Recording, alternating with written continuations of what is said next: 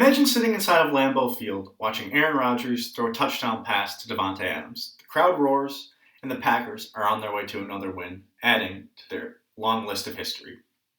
The Green Bay Packers are one of the most historic franchises in all of professional football. I would like to share with you some of that history, highlighting how the franchise got established, important historical pieces for the team, and what the team is like today. Since the beginning of professional football, the Green Bay Packers are one of the oldest teams in history. Today, they actually rank as the third oldest team in pro football. The story of the Green Bay Packers began in August 1919 when a company by the name of Indian Packing Company agreed to sponsor the team. The Packers weren't always called the Green Bay Packers, as they were originally named the Acme Packers, which is demonstrated by an alternate jersey that they wear today.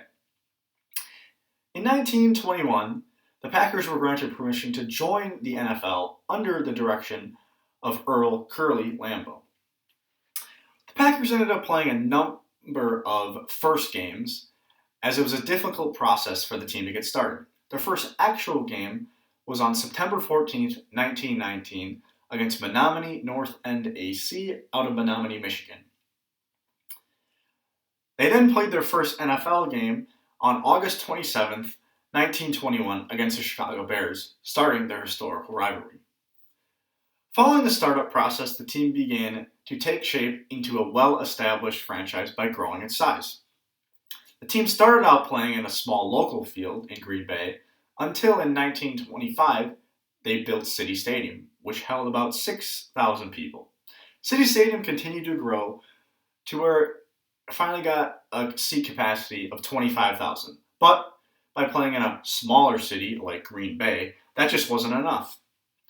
So, in attempts to combat this issue, for 50 years, the team ended up playing half of their games in Green Bay and then half of them in Milwaukee at County Stadium.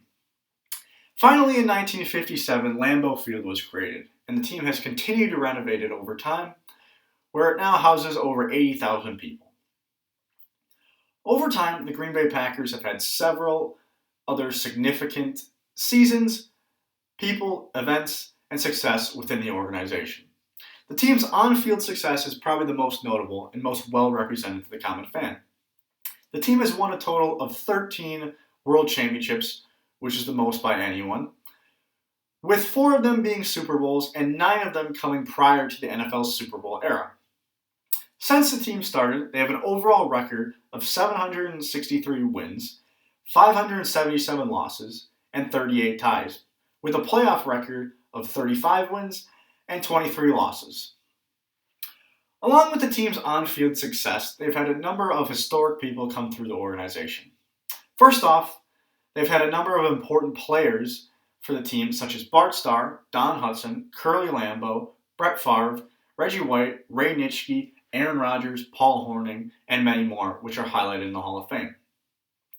Next up, the team has had some significant coaches, including Vince Lombardi, Mike Holmgren, Curly Lambeau, Mike McCarthy, and so on. The last people worth noting are the owners, which there happens to be a lot of them, since they're mostly just fans. The Packers have this unique thing where they have no owners, and people can just invest in the team and become shareholders. The team has also had several other significant historical events.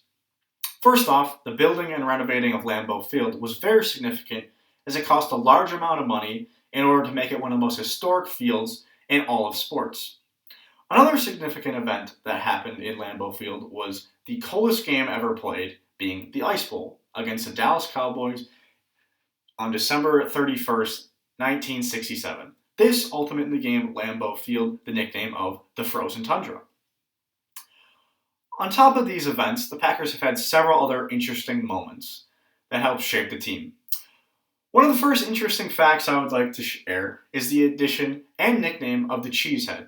This idea came from a loss to the Chicago Bears where they used it to insult the Packers. But fans embraced this idea and it ended up becoming an icon for the team. Another interesting piece of team history is the infamous Lambeau Leap, which started when Hall of Famer Leroy Butler scored a touchdown and leaped into the stands. The last notable fact about the team is that the city of Green Bay is actually nicknamed Titletown because of their 13 World Championships. Now I'd like to discuss a little bit more about the team today, which is what fans are most familiar with. First, I'll step away from the team's on-field success and mention some of the other important stories regarding the team. In 2015, Lambeau Field went through a massive renovation project where the stadium saw many upgrades and new additions. Today, if you drive by the stadium, you'll see a lot going on, as a lot of businesses have gravitated around it in attempts to capture consumers and become a part of the Green Bay Packers' growth. Now, I'll talk a little bit more about the team's on-field success and what's going on now. As I mentioned before, the team did win a Super Bowl 10 years ago in 2011, but things have been rather up and down ever since then. In attempts to help reestablish this success, they have made several recent attempts to rebuild, such as hiring new head coach Matt LaFleur, making important player signings, and other team improvements, but they've continued to fall just short of greatness. Now, today I first discussed the beginning of the Green Bay Packers. Second, I discussed the many important historical pieces of the team. Finally, I discussed the Green Bay Packers' recent history and what the team is like today. Overall, the Green Bay Packers are one of the most historic franchises in all of professional football, and I hope you keep that in mind next time you're watching a game. Thank you.